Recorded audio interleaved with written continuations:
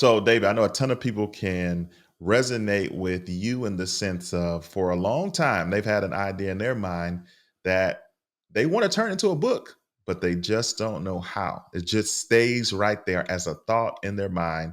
And they know they're supposed to write, they know they're supposed to be an author, but it seems intimidating and they don't know even where to begin. So, somebody who's in that place, what would be your advice to them since you've sold all these books? And I know they heard you say like, "Man, I sold books that were low priced and I still generated over $1 million." So I know you got their full attention now. Yeah, yeah. I mean, I was self-publishing before Kindle was even a twinkle in Amazon's eye, except I was doing it on a photocopier. And I used to have to try and figure out which way round the pages had to go to do the second side. I didn't even have a double-sided photocopier. And they had to be real thin because I had to like stitch them. I had to staple them down the middle. So if you made it too thick, it would just come open like that. So I was in self-publishing before self-publishing was cool, and I think back in the day there, the books had to be short or they wouldn't close. So I think I just carried on with that. As far as writing the book is concerned, I mean, the number of people that I've met who have, I meet them and talk about what I do, and then they say, "Oh yeah, God's told me to write a book," and I'm like, "Well, when did God tell you to write it? Like 10 years ago?" I'm like, "Dude, you need to repent. Like, if He's told you to do it, get to it. He's gonna give you what's necessary to make it happen. You just got to put those words on a page." The number one here is my number one tip. Okay, this never ever fails. Yeah, this is like the most important 500 words you will ever write, and those are the next 500 words that you write toward completing that book. And if you will do that every day, if you will come every day and just say, "I'm going to write 500 words," and then you come the next day and you say, "I'm going to write 500 words," and you come the next day and say, "I'm going to write 500 words," very, very quickly, within just a few months, you will have a 10 to 20,000 word book. And I can promise you, once you prime the pump, once you start pulling that pump handle a little bit. Now, when it first starts, it might kind of spit out some dirt. It might just kind of just blow out some air. It might not be the best words in the world, but once you begin priming that pump and begin acclimatizing your heart to opening up and letting the flow come from the inside. Now, remember this: from your heart flow the issues of life.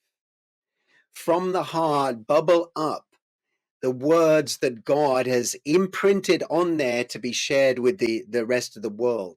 Sometimes we come thinking, we get so complicated about how this should be. This is how a book should be. Well, no, a book is merely a means of communicating a message.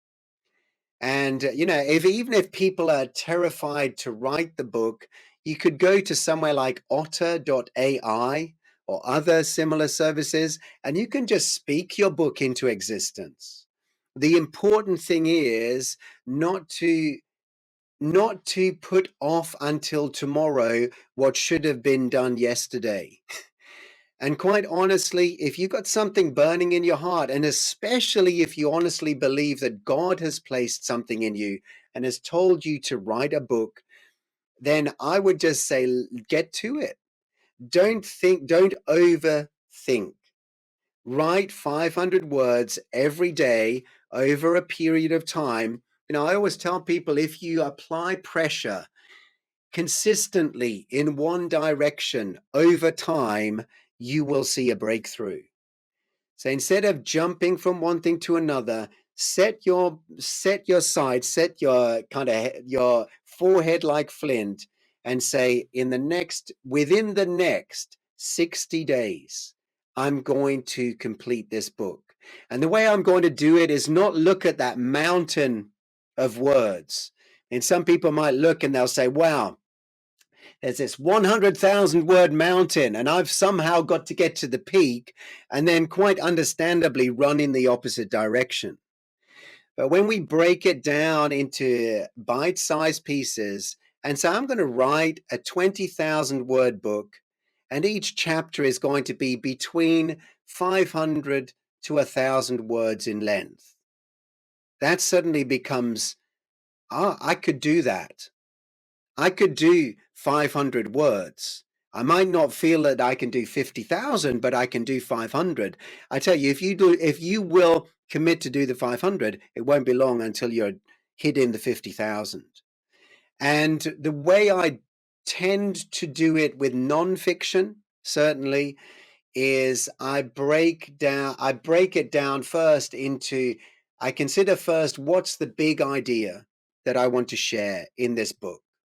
So and if I find that there are 10 big ideas, I generally look and think, well, should it be 10 books?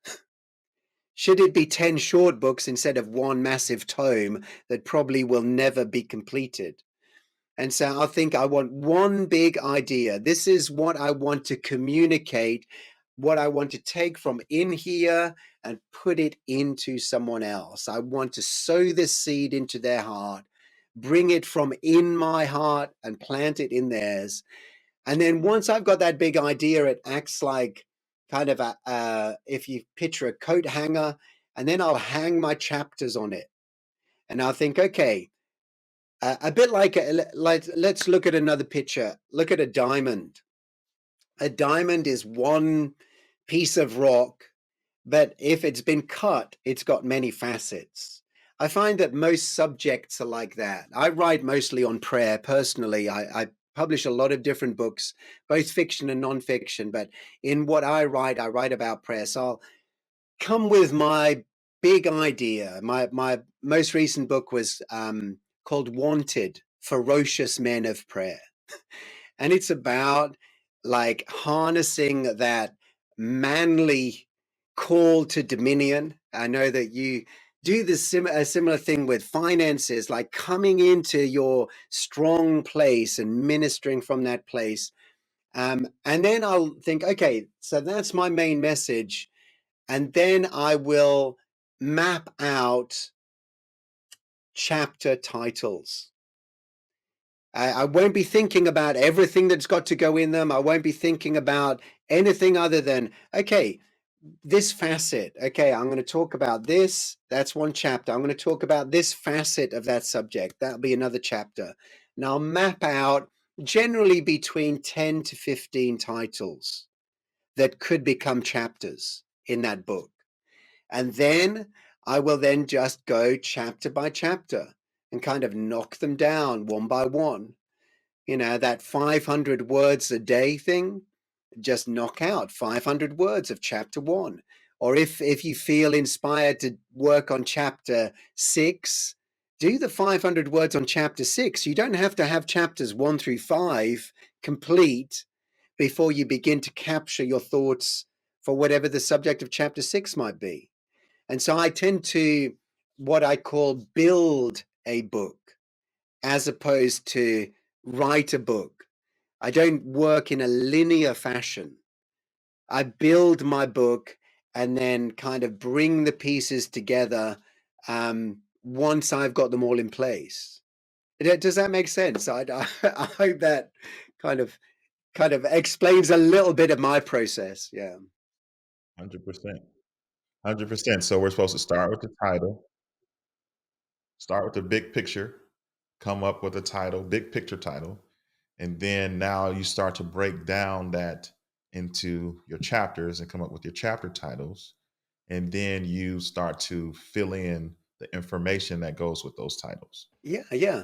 I mean, it really is that simple. And as well, go go short. Especially if you're just starting out. A lot of people, and so many people as well. It's like some people fall at the first hurdle. I want to write a book oh, wow, writing a book is difficult. And that's as far as it gets. I promise you, it's not actually that difficult. You've just got to write. That's all that's required. And anyone here can do that. Everyone has got something really valuable to bring and to share with other people. And writing is a fabulous way to do that. And if you are not a writer, if you've got absolutely no clue where to begin with the writing side of things, and you just feel very, very nervous about that, you can go to somewhere like upwork.com and you can actually hire someone else to do the writing for you. That's what I do with my fiction books. I'm really not a great fiction writer, but I like to serve a fiction audience. So I will come up with the idea. I might map out some chapter outlines or map out some, how I want the book to flow. And then I will enlist and enroll the services of someone else to actually do the writing for me. And then when I get that first draft back from them, then I will kind of layer in my own kind of sense and personality and flavor into that to produce the final book.